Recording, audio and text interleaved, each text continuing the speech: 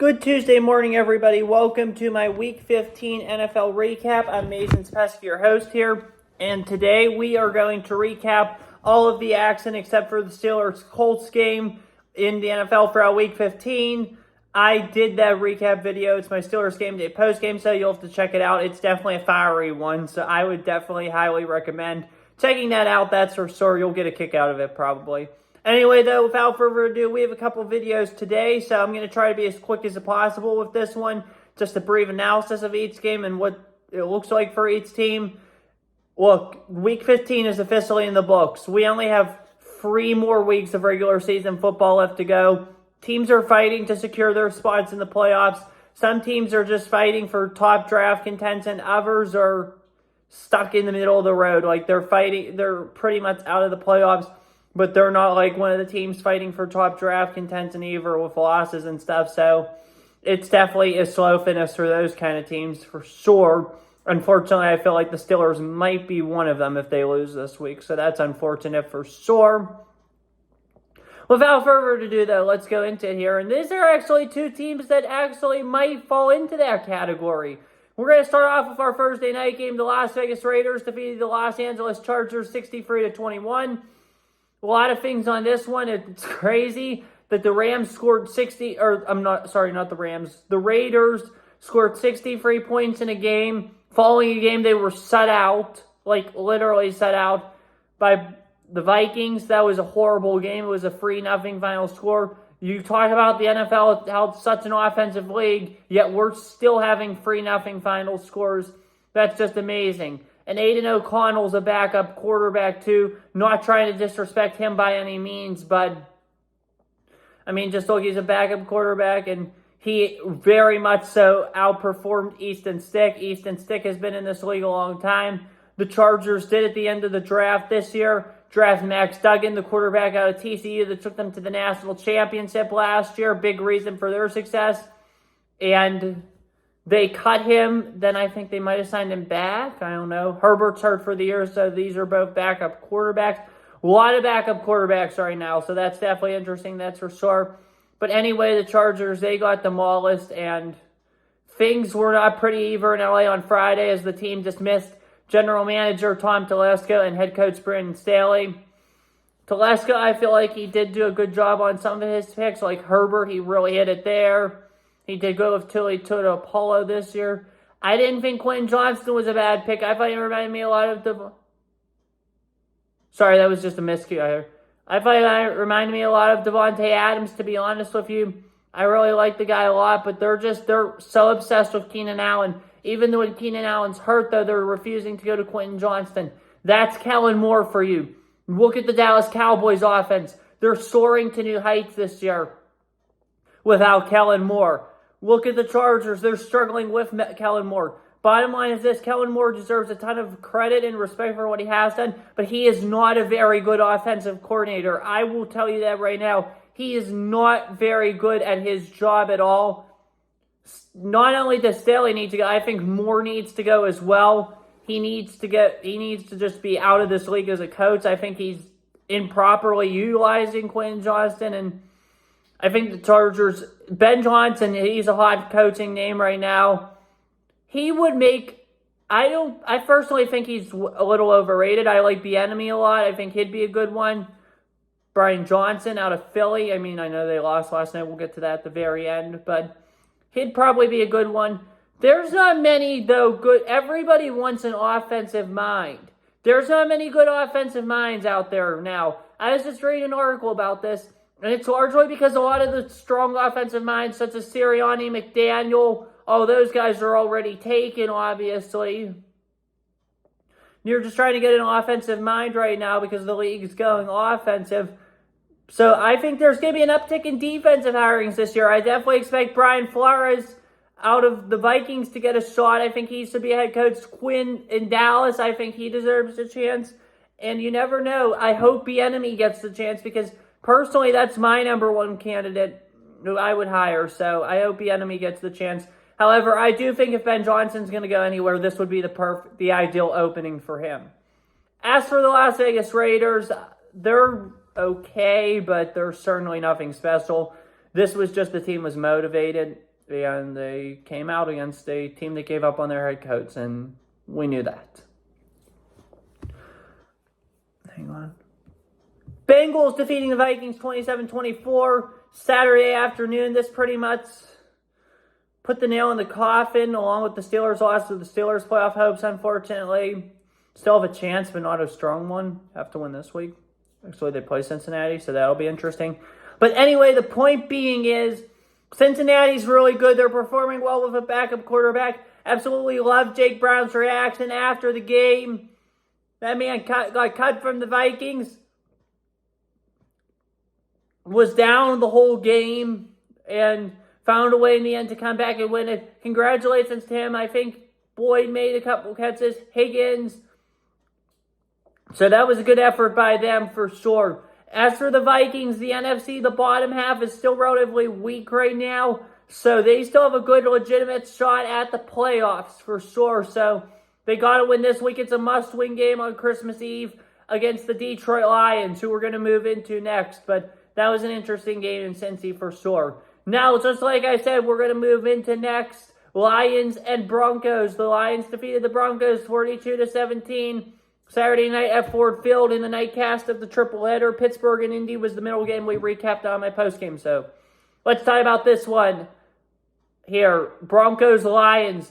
Lions are back. Lions are for real. I mean, they've struggled as of late coming out of the bye week. They struggled. I personally feel like they needed that loss to Chicago. Dan Campbell had his team ready. We know that for a fact. That's 100% certain following this one. So congratulations to Dan Campbell. All he needs to do this week is win in Minnesota, a place where he hasn't won yet, and that would clinch them the division. It's going to be a very tough game. It's going to be an interesting game. It's going to be a close game. O'Connell's Vikings never give up. Who will win? You'll find out in my prediction video on Thursday. As for Denver, though, their season's not over, but it's looking bleak right now for them. They're 7-7, 8-6 is the last wild card spot in the Colts. It's not looking real good right now. If you're a Broncos fan, you still have a chance, but it's a strong chance. Nobody expected anything special out of this team now after their start. So give them credit for battling back. Give them credit for fighting back. Second place in the division's a whole lot better than fourth. Sean Payne definitely has this team in the right direction. This team will be a contender next year. Moving down now to Sunday. This was the big upset of the week. The Panthers defeating the Falcons 9-7 in Charlotte, North Carolina. I thought the attendance for this game was absolutely hilarious, to be honest with you. Here, I'm going to actually... I don't typically do this, but I'm actually going to flip the camera around because I'm going to show you guys my computer.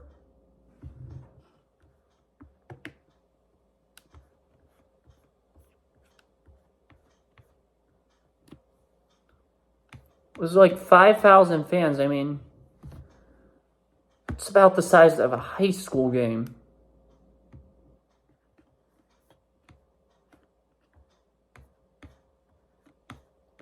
Here, I'm trying to find pictures.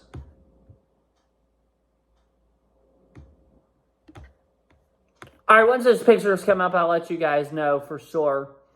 But anyway, though, Panthers on the way. Congratulations to Chris Tabor. First win in the rain. Good for him. What a way to win this game. 3 field goals. Proves again, offense might not be the solution in today's NFL, but it is a big deal. So good job to Carolina and especially Eddie Pinheiro. In Atlanta, I think this should be it for Arthur Smith. I really do. I mean, fantasy football managers, I know, hate him. But let me just say something. And I had to have Smith's guys in fantasy this year on my main team. No, not Kyle Pitts. I'm sorry. I take that back. I'm sorry. London and Bijan Robinson. I just want to say something that I think all fantasy football managers need to hear. Arthur Smith is not playing people to help some random dude in the middle of the country or even on the East Coast or the West, some random person, I don't care where they are, some random person, win their fantasy game. Arthur Smith is putting people in and calling plays to help the Atlanta Falcons win a football game. he should not be calling plays because of fantasy football. He should not be throwing the ball or running the ball to players because of fantasy football. He should do what he believes is best in certain situations. And a lot of times that has been wrong. So maybe Arthur Smith is not the answer in Atlanta. But I think people need to understand, because I know Bijan Robinson was horrible this week. He got like 0 fantasy points this week. He was supposed to have a big year in fantasy. I was actually thinking Saquon Barkley 2018 like numbers. He didn't have that kind of week because Arthur Smith didn't use him. And this is like a pattern with him with fantasy football. However, I think what I'm saying is he's going to use the guys how he wants to use them to help the Falcons win, not to help fantasy football teams win. So I don't blame him for not caring less about fantasy managers, to be honest. And I play fantasy football, and I have 2 of his guys, so take that at me. As for them, I don't think that offense is being properly run. I think they're developing, and I think it's probably time for a change, though. So, yeah. Anyway, though, here we go. We got the pictures right now. Let's pull up this website again. Here we go. This article is according to Daily Snark. It's out Carolina Panther Stadium minutes before kickoff had about 100 fans in attendance. Wow. And at like halftime, I think it was even worse.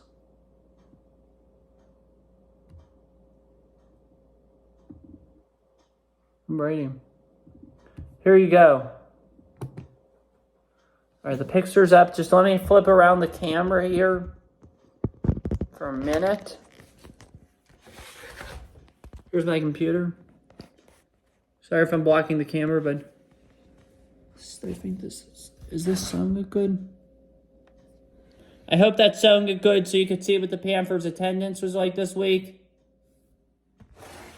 Let me try to find a better one, maybe.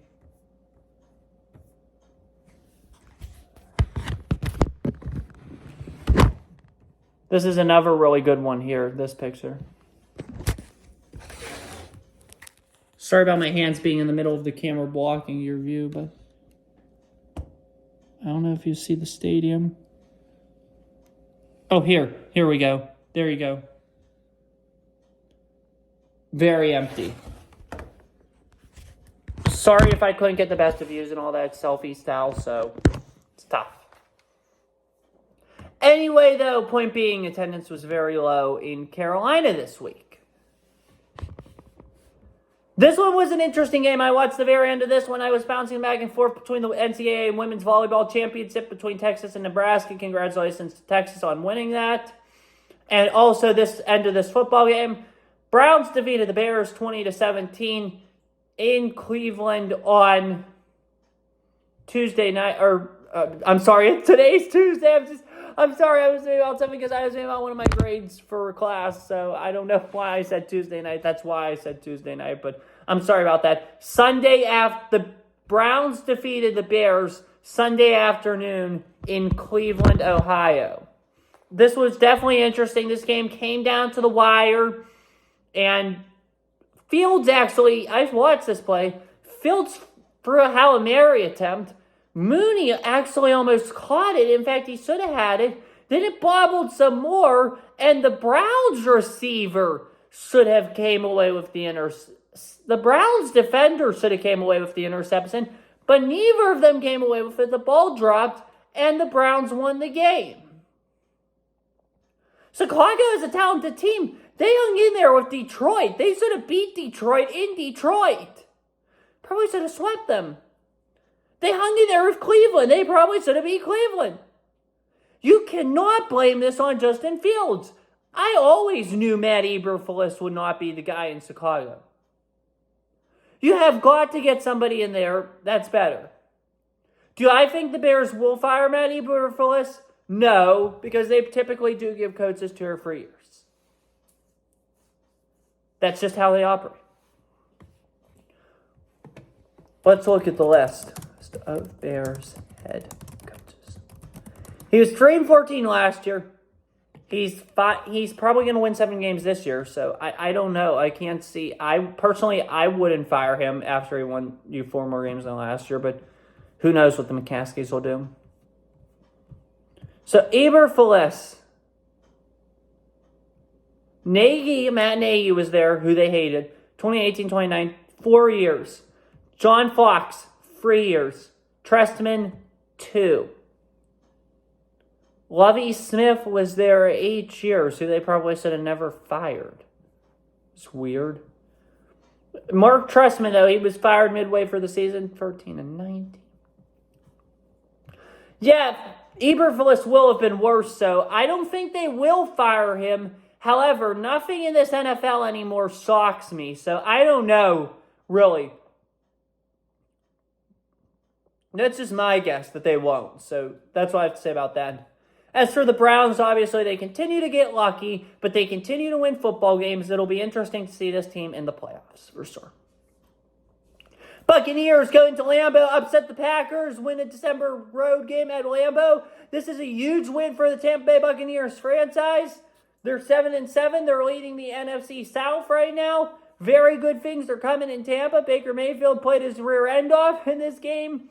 Really impressed me for sure. I kind of saw that coming, as you could probably have told from my other video this week. But he did do a great job. He did a fine job, and good things are coming in Tampa for sure. They have a big test this week against their in-state rival, the Jacksonville Jaguars.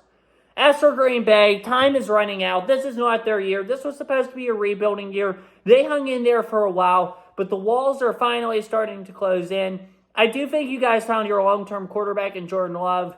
You guys should probably address the running back position a little more this offseason, because maybe trade Aaron Jones, get somebody else in there to complement Dylan, battle it out for starter. Wide receiver, I think you're good now. Get Christian Watson back healthy, fully recovered, and back to his 2022 form. Jaden Reed's impressive. Get him to where he needs to be. Hopefully Musgrave's healthy. I'd spend a lot of this offseason addressing the defense. That's what I would do, because I think that's where they need the most help right now. So they need to draft defense. Their receivers are much better. Defense and running back, I think. The O-line's still fine for another year or two, probably. Dolphins set out the Jets 30-0 in Miami. Not a whole lot to say about this game other than Miami is talented, but they just can't win big games against good teams. There you go. Jets, they're struggling without Rodgers. It's pretty obvious. They need a quarterback. Saints defeated the Giants 24-6 in New Orleans. This ties them with the Buccaneers, although Tampa holds the tiebreaker due to the win in Week 4 over New Orleans. Big win for the Saints, keeps them alive. So yeah, that's going to be a big game Week 17 in Tampa. As for the New York Football Giants, I don't know. I mean, this was just a rough year for you guys. You'll be back next year. Maybe address the quarterback position. I would probably, instead of go quarterback in this draft, I'd probably go O-line. With your first pick, you're going to have plenty of good options. Possibly Joe Alt, Olu Faswanu, J.C. Latham, Marius Mims. You guys will have, although I don't think Marius will do very good if he goes there. I think he'd do better elsewhere. But yeah, I think you guys need to address that O-line position probably first in the draft. Maybe the D-line position as well. Your lines are where you need the most work. So yeah, that's what I'd say. Quarterback, I'd probably sign a free agent because you have Tommy DeVito, you have Danny Jones. Just sign a free agent. I wouldn't draft one. This was an interesting game for sure. Texans beat the Titans 19-16 in Tennessee Sunday afternoon. Texans, I knew they would win this game. Quality win for them. Big win for D'Amico Ryans. It proves, even though Keenum is nowhere near at the level of C.J. Stroud, it proves that Houston system, which came from San Francisco, is friendly for almost any and all quarterback. Keenum found a way to get it done. Good job by him. So yeah, that was very innovative, very exciting for sure to watch. The offense didn't look great, but it looked good enough. Titans, they're eliminated from the playoffs, so 3 games left to go. Not looking good for Tennessee. They're probably going to rebuild. It's probably going to be a tough few years there. I don't think they fire Vrabel. I think they give him one more year to see what he could do, and then possibly next year, maybe, is it for Vrabel? Sorry, there's highlights of the Cardinals game on the screen. I'm on NFL.com, and there's Cardinals 49ers highlights while I'm talking, so I was just viewing that real quick. We'll get to that later, but yeah, it's definitely interesting for sure, I think. And the worst part of this was with the Titans, and I'm disappointed in him that he did this because he was on my fantasy team, but Derrick Henry should have never publicly pondered his future at that press conference. But the season, there's still 3 weeks left, Derrick. You need to go out there and you need to give it your all for the Titans. If he doesn't want to stay in Tennessee next year, okay, fine. Go join a contender. Go join a Philly. Possibly be compliments to Tony Pollard in Dallas. Baltimore. Maybe even Cleveland if Chubb isn't 100% yet. Or possibly Buffalo if James Cook doesn't perform like he did this week every week. He just had a breakout week, so that's my take on that. But yeah, I mean, he should have never pondered his future at a press conference like that. Titans are in the wrong path. But they do have their franchise quarterback, though, which I like, Will Levis. He'll make them competitive, for sure. But I'm surprised, though. This team went from beating the Miami Dolphins to losing to the Texans at home. Shows you how crazy the NFL is. It really does. May we live in interesting times, though. Chiefs defeated the Patriots 27-17 in Foxborough Sunday afternoon. Not a surprise here at all. New England's just pathetic this year. The one thing that was interesting was Travis Kelce and how Taylor Swift reacted when that penalty happened. I felt like it was interesting, to say the least. It was just interesting. The whole thing is interesting, and the Chiefs are interesting this year. We'll see how interesting they are, though, in the playoffs. Definitely exciting times for Kansas City. New England, it's exciting times, too, for you guys, because if you lose out, you're probably going to get your franchise quarterback at number 1 or number 2 pick in the draft, so that's impressive. So it'll be exciting times for you guys moving forward, trust me. The interesting thing will be what they elect to do with Bill Belichick. Niners defeating the Cardinals 45-29 on Sunday afternoon. We just talked about this game because I watched highlights in the desert. I'm impressed with Arizona. Good job to them. I mean, they fought hard. They only lost this game by 16 points, and they put up points. So this team's going to be something special in a couple years. So I give Arizona a lot of credit. They played hard. They hung with them. Look at teams like Philly and Pittsburgh. They got dominated by the Niners on their home field. Arizona never gave up. Arizona showed grit, and Arizona hung in there. So credit to them. Their record might not be very good, but this is just year 1 of the rebuild, and they're going to do good things here coming up. So credit to Arizona. They're a big winner of the week. If you want to ask me. Niners, they got a big win. Obviously, they won the division. Not much to say about them except for the fact that they are a really good football team. That's all I'm going to say about the 49ers. So, good job, Sam Fran.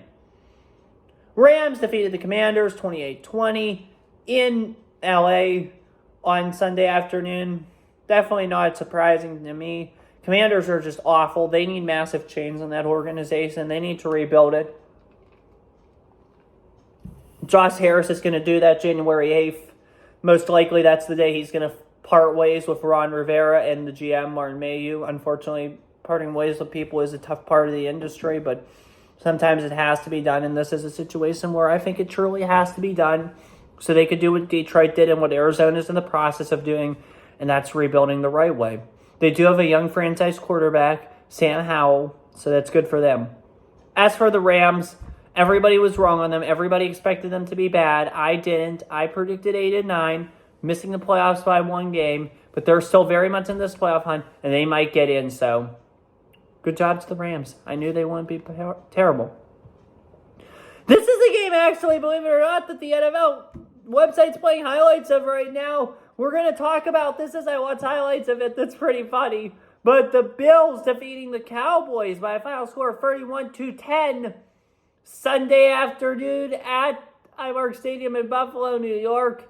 Buffalo is back. You guys thought they were slow. You guys thought they were going to get the job done this year. They're going to get the job done. They are back. They're better than ever right now. Now, don't be surprised if this team gets on a hot streak and possibly even takes control of the division, looking at Miami's upcoming schedule. Dallas at Baltimore, then Buffalo at home. That's brutal. Looking at the Bills' schedule, at the Chargers, New England at Miami. That game in South Florida might determine very well who wins the division, because if it's a tie and Buffalo wins that last game, the Bills will win the division due to winning both those games. So definitely interesting for sure. I can't wait for that game. So the NFL is getting fun. As for Dallas, this was just a bad loss. You guys are still a very good football team. You lost once bad to San Fran. You guys came back, so it'll be interesting. So great job. Great job, great job, great job to the Bills. Ravens defeated the Jaguars by a final score of 23-7 at TIAA Bank Field in Jacksonville, Florida on Sunday afternoon. Or Sunday night, actually. It was a Sunday night football game. Big win for the Ravens. This puts them at 11-3. They most likely will be the 1 seed in the AFC this season. Congratulations to them. They're in the playoffs. They clinched a playoff berth. So, once again, congratulations to them. Big win for the Ravens. As for the Jaguars, they concern me. They are really struggling. I thought this team was going to go deep the way they looked middle of the season. This is not the same Jacksonville team. Ever since the bye, this team has really struggled. This team needs a lot of help. This team needs a lot of work. This team is struggling. That's all I have to say. Things ain't looking too good in Duval County, Florida, right now. Last game of the week. Eagles losing to the Seahawks 20-17. Seahawks getting the dub. Big win for Seattle. I expected Seattle to win this game. Not a surprise one bit to me. Good win for Seattle for sure. This keeps them in the playoff picture in the NFC, so credit to them. As for Philly, it's looking tough. It's not looking good. Thankfully for the Eagles and the Eagle fans, you guys have an easy schedule to finish out the year. Giants twice and Arizona. That's not bad at all. If you guys can easily win those last 3 games, go 13-4. It's not bad. Considering Dallas has Miami, Detroit, and they have the Commanders, I could see that Commanders game being a trap game for sure, just like it was last year. So, yeah, definitely interesting times for sure coming. NFL is crazy this year. 3 more weeks. It's going to be insane. So, it'll be interesting. That's all I have for you guys today. Thank you very much for tuning in. I greatly appreciate it. Have a good one. Take care. Stay safe. Pray for Israel. And as always, peace. See you guys next week.